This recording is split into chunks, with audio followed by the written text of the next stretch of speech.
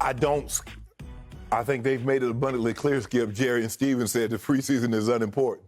Say Dak will be ready to go September 9th, and that was the date that they were targeting. So for me, yeah, I would like to see Dak play. I mean, the guy hadn't played in 11 months. You'd like to see him get some rhythm, some timing behind the offensive line. They haven't blocked for Dak in 11 months. Dak hadn't thrown a pass to these receivers in an actual ball game in 11 months. So, yeah, I would like to see him play.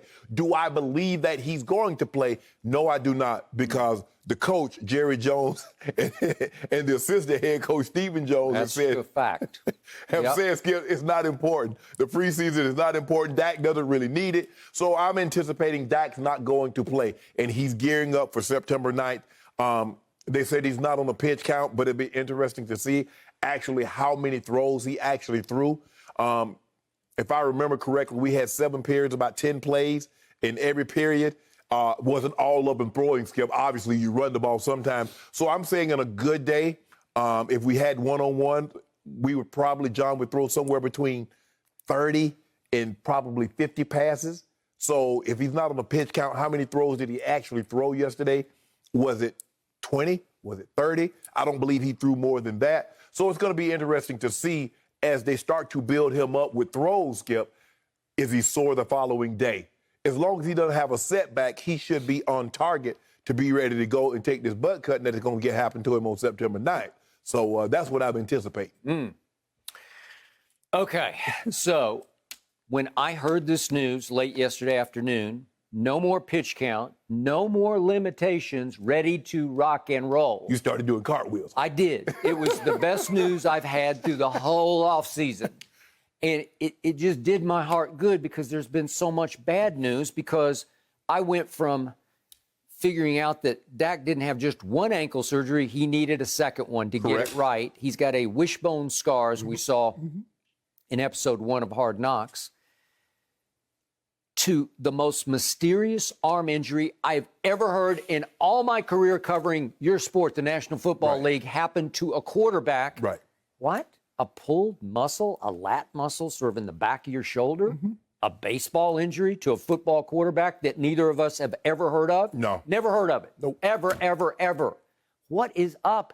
Is it just a bad break? It's crazy. It's the biggest curveball any team got thrown through the preseason this year. Right. Is that this quarterback, now making $75 million this year, missed the entire preseason.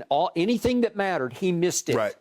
He missed the joint practice with the Rams. Correct. He missed the first padded practice, remember, because that's when it first happened, right? We got to see it on episode 1 of Hard Knocks. Correct. He missed every preseason game to date. So it dawned on me last night that, as I said in the video that I posted, Jerry, you are the unofficial head coach. He's not even unofficial. He's the head coach. He's the head coach. Am I right? Yeah. Everything emanates. The buck stops on Jerry's desk. Correct. And the Bucks are about to run over Jerry Jones, because I'm talking about the Tampa Bay Bucks, right? The point is that it's his call and his call only. Yeah. He could pick up the phone right now and call Mike McCarthy, his puppet coach, and just tell him, hey, this is on a silver platter for us. Just because it looks like Dak is back 100%, he was cutting it loose yesterday. We're okay. We're right on schedule. Let's just give him 2, 3, 4 series, feel of it, see how it goes. Right. Because it is crucial, to your point, after 11 months of no football, with career-threatening ankle surgeries twice and a weird arm injury, he needs to get his feet wet again. Right. He just needs to feel what it feels like in live action. He needs to get his legs underneath him, maybe feel some people fall around him in the pocket, just so he can get his confidence back with his ability to plant with his ankle. Right. The ankle seems to be zero problem. Right. I don't know. It seems like he's 1,000% confident. Are you going to be comfortable playing your other starters? Because you got to play your offensive line. You're starting offensive line. I'm good with it. Right, okay. You know, every once in a while, it's football. Okay. You just have to risk it. I know it, and you would risk somebody getting hurt. Right. Jerry, how what a fool you were. Because right? you know that's coming. Okay. But you almost need your coach, speaking of motivational speeches, which is not his forte, but you need him to tell all of them, we're going to go in there and play full force football. Right. for 2 or 3 series. Right. Just go in there and let it fly, because we all need to feel like Mahomes has been playing high reps, man, Yes. in preseason games. And Andy Reid said, I need him to feel the whole line's new. They're all the starters across the board. Correct. They're all new. Correct. I need him to get a feel for the chemistry and the flow of the offensive line. Correct. He's got a brand new rookie center. I need him to take some snaps. I need to see it under fire. Basically, everybody's new. They got 5 new starters. That's what I'm saying. And Creed Humphrey's a rookie from Oklahoma. He's really good, but I told you, Patrick screamed at him the other night, call it! Because he's got to call how they're going to block, wherever the protection is. It's spinning so fast. Yes, and it's spinning okay, Dak needs to feel of that. I would feel, seriously, if he got through, let's just do 3 good series. Okay. And we saw him make 4 or 5 good throws. Right. And I'm talking about CD's got to be out there, Amari's got to be out there, Gallup's got to be out there. Again, Zeke, you don't have to play. Right. I'm good with that. But Pollard is a pretty good 1A, and I wouldn't feel threatened for Dak's sake with Pollard in the backfield. Right. He knows how to play, and he knows the blitz pickup. He'll be just fine. Right. Okay? Blake Jarwin is back, and he's really good, and he's made a couple of catches. Let's get everybody back in the flow. I would feel 100% better about September 9th, solo stage, Thursday night at Tampa, the NFL season opener, if Dak just had a little confidence under his belt after 11 months away from real football. Right. I think the thing, Skip, I know you said you'd like to see in 3 or 4 series, but if he went out there and they put the drive together, let's just say for the sake of argument, they did 12, 14 plays, they went 80 yards for a touchdown. I'd be good with that. All right. I'm good. Okay. If he's good, you got to monitor. Right. You got to vibe with it. And Kellen Moore can get in Dak's head. You feel good? You feel good? You want another one? But Skip, they're going to beat Skip.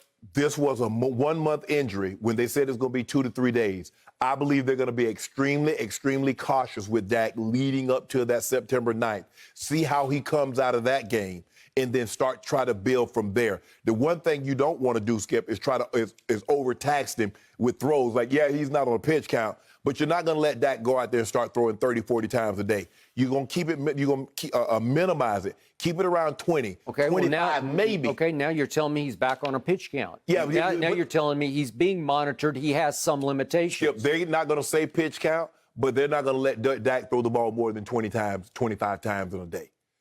And to build on that. Because the one thing that you don't want to have, you believe this team can win the division. You believe this team can win a playoff game. Let me tell you what you don't believe, that they can do any of those things without Dak Prescott. Sure. That's what you don't believe. No, I got it. Okay. But you know that. Yeah. But I don't believe this team can win at Tampa on opening Thursday night. But I'd give it a whole lot better chance as a 7.5-point underdog, according to Fox Bet, if he felt a little better about himself, because the scenario you just painted for me is the worst case, where you're sort of tiptoeing into that game saying, well, let's kind of see how it goes. And if they fall behind, whoever I don't know who the backup's going to be, probably Cooper Rush. But that's the thing that you don't want to have happen, Skip. You don't want to have happen that you fall behind and you ask Dak now all of a sudden in a meaningful moment, go throw the ball 50 times in a game when he hasn't had those kind of throws the entire season. He might not go an entire practice this year, Skip, where he throws the ball that much.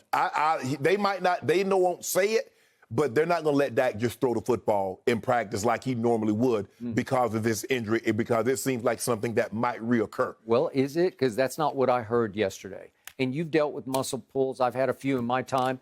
Usually, once you defeat it, it stays defeated.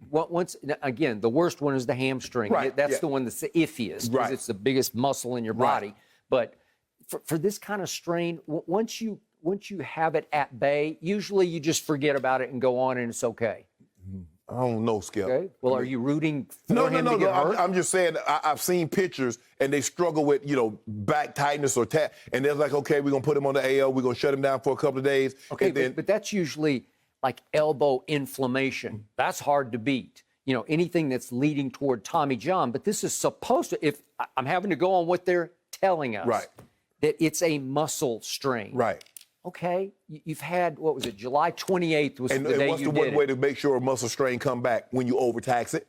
Even when you pull a hamstring, Skip, they don't let the guy come back and run the same amount of plays in practice leading up. They're like, look, we would rather have you 100% for the game. That's the scariest of all. Yes, even the groin says like, look, we're going to such and such. I agree. That's the second scariest. We're gonna just monitor it. I mean, we have some guys like Julio have struggled with hamstring, and he's very, very limited in practice. Isaac Bruce struggled with hamstrings. He practiced very, very limited in practice because of those issues. So I just think the thing for me, Skip, sure, I would love to see Dak take a series, but hearing the coaches talk, unofficial, okay, like you said, official coaches, yep. Jerry and Stephen Jones, they said preseason wasn't important. It wasn't important that Dak got in there. They were trying to downplay the negative impact of your quarterback has a weird injury. Right. And they're who cares about the Well, now you got a break.